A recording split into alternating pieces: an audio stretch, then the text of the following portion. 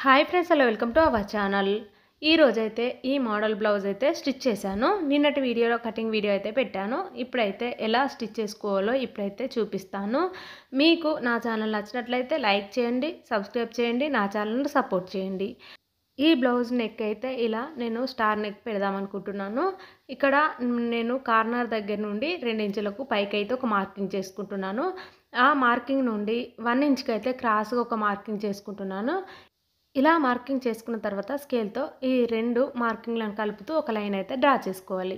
చేసిన తర్వాత మళ్ళీ షోల్డర్ దగ్గర నుండి ఈ మార్కింగ్ వరకు అయితే మరొక లైన్ అయితే ఇలా డ్రా చేసుకోవాలి క్రాస్గా.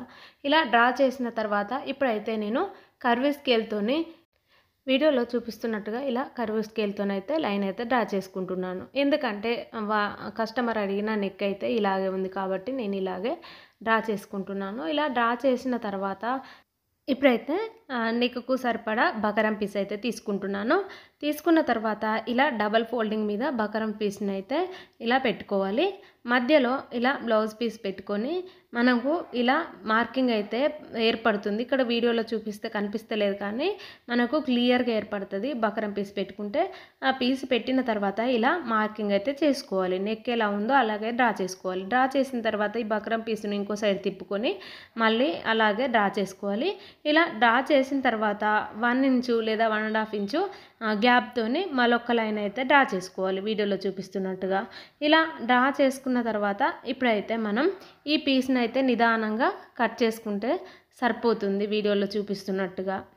ఇలా కట్ చేసిన తర్వాత మధ్యలో పీస్ను కూడా ఇలా వీడియోలో చూపిస్తున్నట్టుగా మనం కట్ చేసుకుంటే సరిపోతుంది.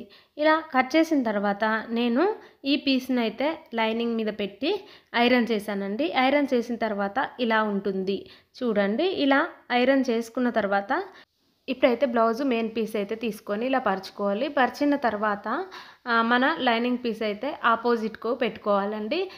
మనం తిప్పేసినప్పుడు కరెక్ట్గా వస్తుంది. ఇలా మనం పెట్టిన తర్వాత ఇప్పుడైతే నేను మొత్తం పిన్స్తో సెట్ చేశానండి. ఎందుకంటే నెక్ కుట్టేటప్పుడు కదులుతుంది. కదిలినప్పుడు నెక్ మంచిగా రాదు కాబట్టి ఫస్టే ఇలా మనం సెట్ చేసుకున్నాం అనుకోండి ఈజీగా ఉంటుంది. ఇలా సెట్ చేయడం కంప్లీట్ అయిన తర్వాత నిదానంగా ఒక 1/4 ఇంచు ఖర్చుతోని వీడియోలో చూపిస్తున్నట్టుగా ఇలా నెక్ చుట్టూరా మనం ఒక లైన్ అయితే కుట్టుకోవాలండి. కుట్టిన తర్వాత పిన్నులన్నీ ఇలా రిమూవ్ చేసుకోవాలి. రిమూవ్ చేసిన తర్వాత ఇప్పుడైతే వీడియోలో చూపిస్తున్నట్టుగా మనం మధ్యలో నెక్ ఉంది కదా, ఒక 1/4 ఇంచు ఖర్చుతోని చుట్టూరా ఇలా వీడియోలో చూపిస్తున్నట్టుగా కట్ చేసుకోవాలి. ఇలా కట్ చేయడం కంప్లీట్ అయిన తర్వాత నెక్ చుట్టూరా ఇలా కట్స్ అయితే పెట్టుకోవాలండి. ఎందుకంటే నెక్ మంచిగా ఫోల్డింగ్ అవుతుంది, నీట్గా వస్తుంది, నెక్ అయితే పర్ఫెక్ట్గా వస్తుంది. ఇలా వీడియోలో చూపిస్తున్నట్టుగా కట్స్ పెట్టుకోవాలి. కట్స్ పెట్టిన తర్వాత నిదానంగా మనం బ్లౌజ్ని అయితే రివర్స్లోకి తిప్పుకోవాలి. ఇలా రివర్స్లోకి తిప్పుకున్న తర్వాత ఒకసారి ఐరన్ చేసుకుంటే సరిపోతుంది, నీట్గా ఉంటుంది. ఇలా ఐరన్ చేసిన తర్వాత మనం నెక్ పైనుండి ఒక 1/4 ఇంచు ఖర్చుతోనైతే ఇలా మరొక స్టిచ్ అయితే వేసుకోవాలండి. వేసుకున్నాం అనుకోండి నెక్ అయితే మంచిగా అణుగుతుంది, అలా నీట్గా పర్ఫెక్ట్గా ఉంటుంది. చూడండి ఇప్పుడైతే స్టిచ్ అయితే వేసాను. వేసిన తర్వాత ఇప్పుడైతే బ్లౌజ్ను ఆపోజిట్లో తిప్పుకోవాలి. తిప్పుకున్న తర్వాత షోల్డర్ దగ్గర నుండి చుట్టూరా ఇలా వీడియోలో చూపిస్తున్నట్టుగా lining piece main piece 2 attach చేసుకోవాలండి. మనం స్టిచ్ వేసుకున్న పర్లేదు, గమ్ పెట్టి జాయింట్ చేసుకున్న పర్లేదు. ఇక్కడైతే నేను స్టిచ్ అయితే వేస్తున్నాను. ఇలా చుట్టూరా స్టిచ్ వేయడం కంప్లీట్ అయిన తర్వాత ఎక్స్ట్రా పీస్ మొత్తాన్ని వీడియోలో చూపిస్తున్నట్టుగా నీట్గా కట్ చేసుకుంటే సరిపోతుంది. ఇలా కట్ చేసుకున్న తర్వాత ఇక్కడైతే నేను ఈ నెక్కు అయితే పైపింగ్ వేద్దాం అనుకుంటున్నాను. ఈ పైపింగ్ కోసం అయితే ఒక 1 ఇంచు క్లాత్ని అయితే క్రాస్గా కట్ చేసుకున్నాను. కట్ చేసిన తర్వాత ఇదైతే సైడ్కు 1/4 ఇంచు ఖర్చుతోనైతే ఇలా ఫోల్డింగ్ చేసి స్టిచ్ చేశాను. ఇలా స్టిచ్ చేసిన ఈ క్లాత్ని ఇప్పుడైతే ఇలా బ్లౌజ్ పై పెట్టుకొని 1/2 ఇంచు ఖర్చుతోని మనం నెక్ చుట్టూరా ఇలా ఒక స్టిచ్ అయితే వేసుకోవాలి. ఇలా స్టిచ్ వేసిన తర్వాత ఎక్స్ట్రా పీస్ను కట్ చేసుకొని మనం మధ్య మధ్యలో కట్స్ పెట్టుకుంటే నెక్ అయితే మంచిగా నీట్గా ఫోల్డింగ్ అవుతుంది. ఇలా చుట్టూరా ఇలా కట్స్ అయితే పెట్టుకోవాలి. ఇప్పుడు కట్స్ పెట్టిన తర్వాత ఇది క్లాత్ని అయితే ఫోల్డింగ్ చేసుకొని మనం మధ్యలో థ్రెడ్ పెట్టుకొని ఇలా థ్రెడ్ పైపింగ్ అయితే వేసుకోవాలండి. ఇలా నిదానంగా థ్రెడ్ పైపింగ్ వేసుకున్నాం అనుకోండి బ్లౌజ్ అయితే నీట్గా ఉంటుంది, పర్ఫెక్ట్గా ఉంటుంది. ఇప్పుడు థ్రెడ్ పైపింగ్ వేయడం కంప్లీట్ అయింది. ఇప్పుడైతే బ్లౌజ్ అయితే మీకు చూపిస్తాను. చూడండి ఇలా నీట్‌గా పర్ఫెక్ట్‌గా ఉంటుంది. ఇప్పుడైతే దీనికైతే కొంచెం మోడల్‌గా పెట్టుకుందాము బ్లౌజ్‌కి. ఇక్కడ నేనైతే 2 ఇంచెస్ క్లాత్‌ని తీసుకొని ఇలా డబుల్ ఫోల్డింగ్ మీద కుట్టుకున్నాను. కుట్టిన తర్వాత దాన్ని రివర్స్ తీసుకున్నానండి.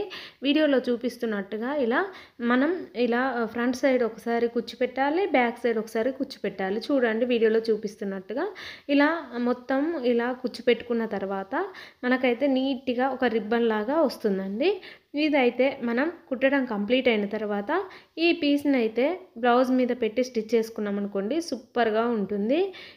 ఇప్పుడు నేను మరొక పీస్ కూడా ఇలాగే రెడీ చేసుకొని ఉంచుకున్నాను. బ్లౌజ్ మీద ఎలా పెట్టుకొని స్టిచ్ చేసుకోవాలో చూపిస్తాను. మనం కుట్టిన క్లాత్ని ఇలా బ్లౌజ్ మీద పెట్టుకోవాలి. పెట్టిన తర్వాత మిడిల్లో ఒక స్టిచ్ చేసాం కదా, ఆ స్టిచ్ వెంబడ మరొక స్టిచ్ వేసుకుంటూ ఇలా పైపింగ్ను కప్పేయకుండా పైపింగ్ పక్కకు జరుపుకుంటూ మనం నిదానంగా ఇలా కుట్టుకోవాలి. వీడియోలో చూపిస్తున్నట్టుగా ఇలా కుట్టడం కంప్లీట్ అయిన తర్వాత మరొక సైడ్ కూడా ఇలాగే మనం కుట్టుకుంటే చాలా బాగుంటుంది బ్లౌజ్ అయితే.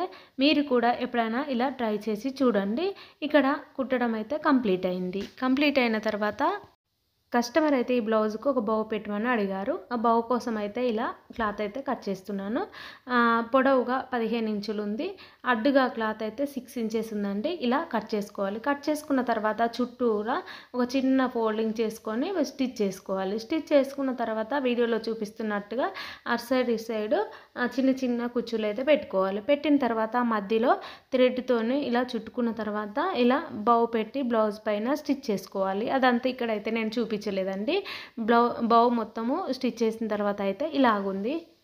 ఇలా బౌ పైన అయితే ఒక షో బటన్ పెట్టుకుంటే చాలా బాగుంటుందండి. ఇప్పుడైతే నేను ఈ బ్లౌజ్కు పైన రిబ్బన్ లాగా గుచ్చి పెట్టాను కదా, అందులోనైతే పూసలతో స్టిచ్ చేద్దాం అనుకుంటున్నాను. ఇంకో కొంచెం బాగుంటుంది కదా అని ఇక్కడ వీడియోలో చూపిస్తున్నట్టుగా 2 కార్నర్స్కి అయితే ఇలా ఆపోజిట్లో ఈ క్లాత్ని అయితే సూత్తో గుచ్చుకోవాలి. మళ్ళీ ఆపోజిట్ క్లాత్ని కూడా ఇలాగే తీసుకొని గుచ్చుకోవాలి. ఒక ఫ్లవర్ లాగా ఉంటుంది కదా, మధ్యలో ఒక గోల్డ్ కలర్ బీడ్ పెట్టుకుంటే చాలా బాగుంటుంది. చూడండి మరొకసారి కూడా అలాగే కింది నుండి సూది పైకి తీసుకొని ఇలా కార్నర్స్ ఈ రెండింటిని ఒకసారి గుచ్చుకోవాలి. మరొక రెండింటిని మరొకసారి గుచ్చుకుంటే చాలా నీట్గా ఉంటుంది. చూడండి ఇలా ఒక ఫ్లవర్ లాగా వస్తుంది. మధ్యలో ఒక బీడ్ పెట్టి స్టిచ్ చేసుకుంటే సరిపోతుంది. ఇక్కడ రిబ్బన్ లాగా పెట్టాం కదా, అట్లాగే చుట్టూరా మనం ఇలా బీడ్స్ అయితే స్టిచ్ చేసుకోవాలండి. ఈ సైడ్ అయిపోయిన తర్వాత మరొక సైడ్ కూడా ఇలా స్టిచ్ చేసుకుంటే చాలా బాగుంటుంది. ఫినిషింగ్ అయితే నీట్గా ఉంటుంది. ఇప్పుడైతే మొత్తం స్టిచ్ చేసిన తర్వాత నేనైతే చూపిస్తాను. ఇప్పుడైతే బ్యాక్ నెక్ స్టిచ్ చేయడం కంప్లీట్ అయింది కదా, రేపటి వీడియోలో పఫ్ హ్యాండ్స్ ఎలా స్టిచ్ చేసుకోవాలో చూపిస్తాను. ఇంతటితో ఈ వీడియో కంప్లీట్ అయింది. మీకు నా వీడియో నచ్చినట్లయితే లైక్ చేయండి, సబ్స్క్రైబ్ చేయండి, నా ఛానల్ను సపోర్ట్ చేయండి. Bye friends.